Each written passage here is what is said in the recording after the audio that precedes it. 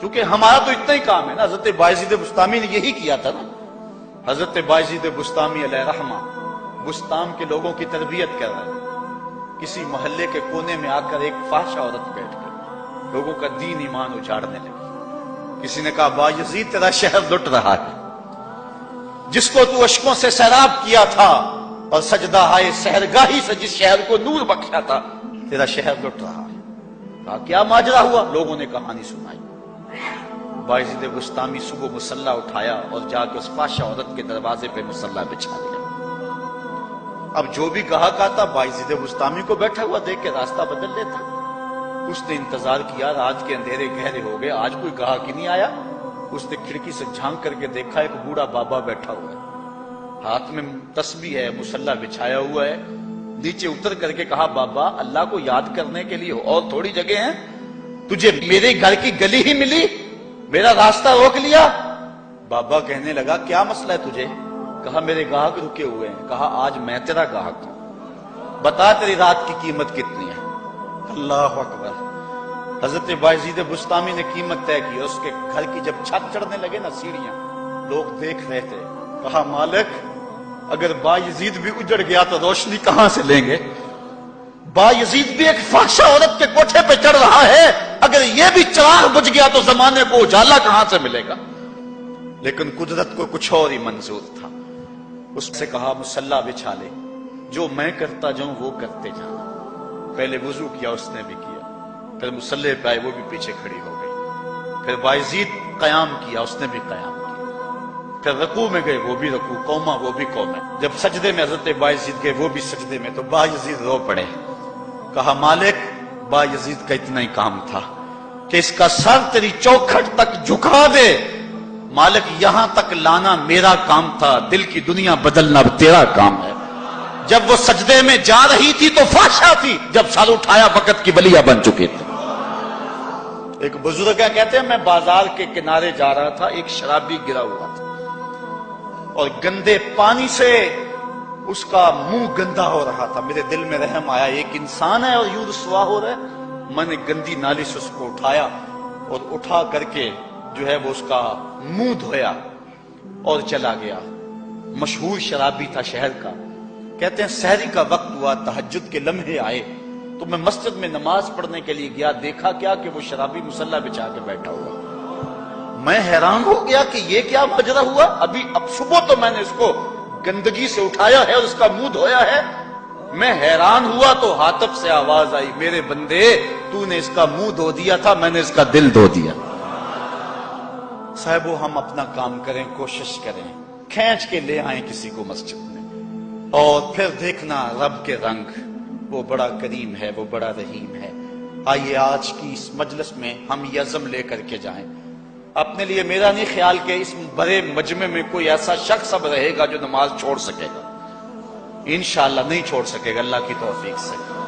یہ آپ کی آنکھوں میں تیرتے ہوئے آنسو گواہی دے رہے ہیں کہ رسول اللہ کی نگاہ بھی ہو رہی ہے اور اللہ کا کرم بھی اتر رہا ہے. میرا نہیں خیال کہ یہاں سے اٹھ کر کوئی شخص جو ہے جا کے نماز چھوڑے، لیکن اب ہم نے آگے کام کرنا ہے.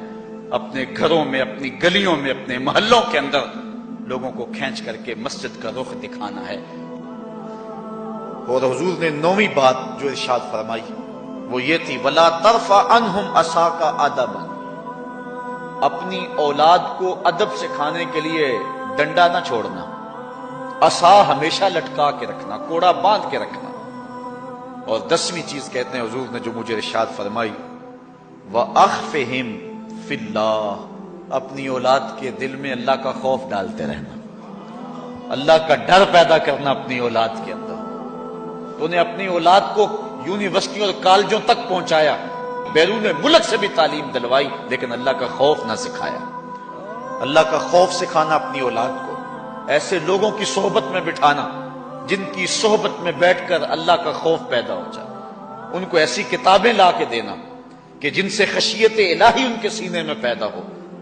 اگر تو نے سب کچھ دے دیا، عالی نسب بنگلے دے دی اپنی اولاد کو، تو نے جو ہے وہ بہت اچھی تعلیم دلوا دی اپنی اولاد کو، دنیاوی سوسائٹی کے اندر ان کا وقار بہت بلند ہو گیا، تو نے سب کچھ دے دیا اپنی اولاد کو، اللہ کا خوف نہیں دیا تو کچھ بھی نہیں دیا. تو حضور نے جو 10ویں وصیت حضرت معاذ بن جبل کو کی وہ یہ ہے کہ انہیں اللہ سے ڈراتے رہنا، اللہ تعالیٰ کا خوف، ان کی خشیت ان کے سینے میں پیدا کرنا۔ اللہ اکبر۔ حضور کا ایک اور فرمان سنیے۔ حضور نے فرمایا کہ جو شخص نماز چھوڑتا ہے، ایک طویل حدیث ہے جس کا یہ حصہ ہے، وَقَانَ يَوْمَ الْقِيَامَةِ مَعَ قَارُونَ وَفِرْعَوْنَ وَحَامَانَ وَأُبَيِّ بْنِ خَلَف۔ جو نماز ترک کرتا ہے قیامت کے دن قارون کے ساتھ، فرعون کے ساتھ، حامان کے ساتھ اور ابی ابن خلف کے ساتھ کھڑا کر دیا جائے گا۔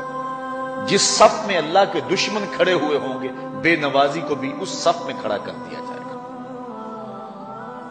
کتنی رسوائی ہے، کتنی ذلت ہے۔ کوئی بندہ یہ گوارا کرتا ہے کہ مجھے اس صف میں کھڑا کر دیا جائے جس پہ دشمنان خدا کھڑے ہوں، دشمنان رسول کھڑے ہوں؟ میری کوئی بہن، میری کوئی بیٹی کیا یہ گوارا کر سکتی ہے کہ اس کو حضور پہ کانٹے پھینکنے والی ام جلیل کے ساتھ کھڑا کر دیا جائے؟ اس کو حضور کو اذیت دینے والی عورتوں کے ساتھ کھڑا کر دیا جائے؟ نہ میری کوئی بہن اور نہ کوئی میری ماں اس بات کو گوارا کرتی۔ تو جب ہم یہ گوارا نہیں کرتے تو پھر ہمیں عزم کرنا چاہیے کہ آج کے بعد نماز نہیں چھوڑنی ہے۔ میں نے کسی جگہ پہ یہ بات بیان کی اور ساری گفتگو اسی عنوان سے ہوئی، کچھ ماحول ایسا بنا ہوا تھا۔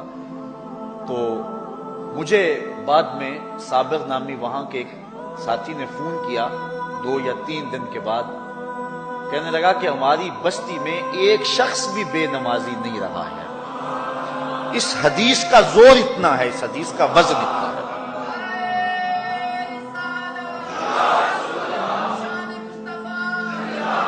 تو کوئی شخص یہ گوارا کرتا ہے کہ مجھے دشمنان خدا کی صف میں کھڑا کر دیا جائے، جن دشمنوں کے چہروں پہ تالکول ملی ہوئی ہوگی اور ان پر لعنتیں برس رہی ہوں گی، اور دنیا کے اوپر سب سے رسوائی زیادہ ان لوگوں کو ہوگی، تو کوئی شخص بھی یہ گوارا نہیں کرتا۔ ہم تو ان کے سائے سے بھی بچنا چاہتے ہیں۔ میرے مالک، ہمارا حشر ان کے ساتھ نہ کرنا، ہمارا حشر تو ابو بکر و عمر کے ساتھ کرنا، ہمارا حشر تو عثمان غنی کے ساتھ کر دینا، ہمارا حشر تو مولا کائنات کے ساتھ کر دینا۔ مالک، ہمارا حشر بریلی کے امام احمد رضا کے ساتھ کر دینا، ہمارا حشر امام غزالی کے ساتھ کر دینا، بلال حبشی کے ساتھ کر دینا۔ ہماری آرزویں تو یہ ہیں، ہماری تمنائیں تو یہ ہیں۔ ہم تو کہتے ہیں مولا کل قیامت کے دن اٹھے تو داتا کے قدموں میں اٹھیں، خواجہ اجمیری کی چوکھٹ سے اٹھیں، ہم اٹھے تو شاہ نقشبند بخاری کا جلوس آگے ہو، ہم اس جلوس کے ساتھ شامل ہوں، خواجہ معین الدین چشتی کی غلامی میں اٹھے، ہم حضرت غوث اعظم کی نوکری میں اٹھیں، حضرت شیخ شہاب الدین کی نوکری میں اٹھیں۔ تو ہماری آرزویں تو یہ ہیں، ہماری تمنائیں تو یہ ہیں۔ لیکن اگر ہم یہ چاہتے ہیں کہ ہم ان لوگوں کے ساتھ اٹھیں تو پھر ایک نماز بھی ترک نہیں کرنا ہوگی، اور اگر نماز ترک ہو گئی تو کتنی بڑی سزا ہے، کتنی بڑی رسوائی ہے، کتنی بڑی ذلت ہے۔ اور یہ آپ کے رسول کا فرمان ہے، اللہ اکبر، کہ قیامت کے دن وہ شخص جو نماز نہیں پڑھتا، قیامت کے دن اس کو دشمنان خدا کی صف میں کھڑا کر دیا جائے گا۔ یہ ہو نہیں سکتا کہ ہم نے یہ حدیث سن لی اور اب نماز قصدن چھوڑیں۔ آج عزم کر کے اٹھے، اور اولاد نہیں آئی، بیٹیاں نہیں آئیں، گھر والے نہیں آئے، لیکن جا کے اس بات کو گھر میں نافذ کرنا ہے، اس کو حکمن نافذ کرنا ہے گھر کے اندر۔ ہمارا گھر ہو رسول اللہ کی امتی کا اور گھر میں کوئی بے نماز ہو، یہ حکم دینا ہے، وَأْمُرْ أَهْلَكَ بِالصَّلَاةِ، فرمایا اپنے گھر والوں کو نماز کا حکم دو۔ اس گھر میں نحوست ہوتی ہے جس گھر میں بے نمازی ہوتے ہیں۔ اس لیے آج ہم یہاں سے عزم کر کے جانا ہے کہ آج کے بعد ہم نماز نہیں چھوڑیں گے انشاءاللہ۔ اتنے زور سے کہو کہ شیطان کا کلیجہ پھٹ جائے۔ اللہ ہماری اس انشاءاللہ کو قبول کرے، اللہ ہم کو پنجگانہ سجدے کی توفیق دے۔ کتنا بد نصیب ہے شخص کہ جس کی پیشانی اس کی حضور جھکتی نہیں، سارا دن کبھی کسی کو سیلوٹ کرتا ہے، کبھی کسی کو سیلوٹ کرتا ہے، کہتا میرے اس سے بھی تعلق ہونے چاہیے، اس سے بھی واسطہ ہونا چاہیے، اس سے بھی رابطہ ہونا چاہیے، کبھی دنیا میں کام پڑ جاتا ہے، اس سے بھی تعلق رہنا چاہیے میرا۔ کہاں کہاں صبح سے لے کر شام تک سلوٹ مارتا ہے، ایک اللہ کے حضور نہیں جھکا جاتا۔ اقبال علیہ رحمہ کہتے ہیں ایک سجدہ جسے تو گراں سمجھتا ہے، 1000 سجدے سے آدمی کو دیتا ہے نجات۔ آؤ اللہ کے حضور بندگی کا سر جھکائیں۔ تو یہ کتنی عبرتناک جو ہے اور کس قدر جو ہے وہ فکر انگیز حدیث ہے۔ وَقَانَ يَوْمَ الْقِيَامَةِ مَعَ قَارُونَ وَفِرْعَوْنَ وَحَامَانَ وَأُبَيِّ بْنِ أَبِي خَلْف، وہ شخص ان بد نصیب لوگوں کے ساتھ کھڑا ہوگا جس کو نماز کی توفیق نہیں ہے۔ آپ نے حدیث علماء سے بارہا سنی، حدیث طویل ہے۔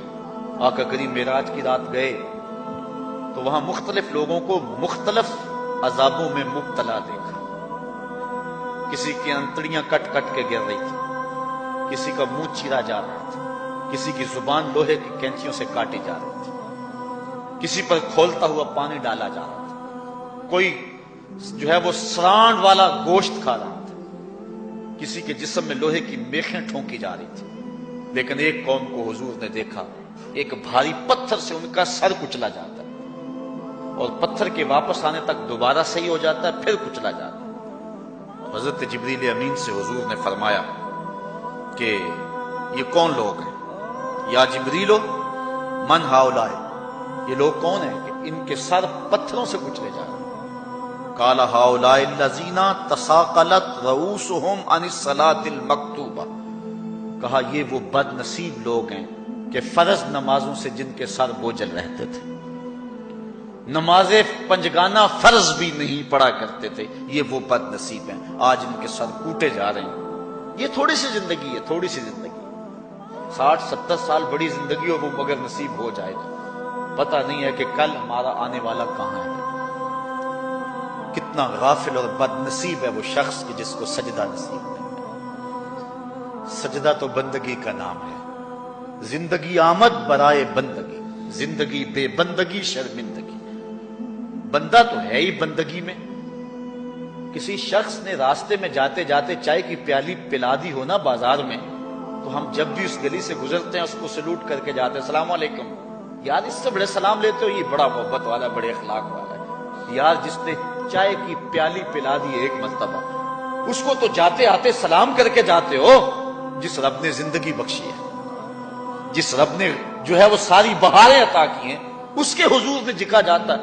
کتنا متکبر شخص ہے جو اللہ کے حضور نہیں جھکتا۔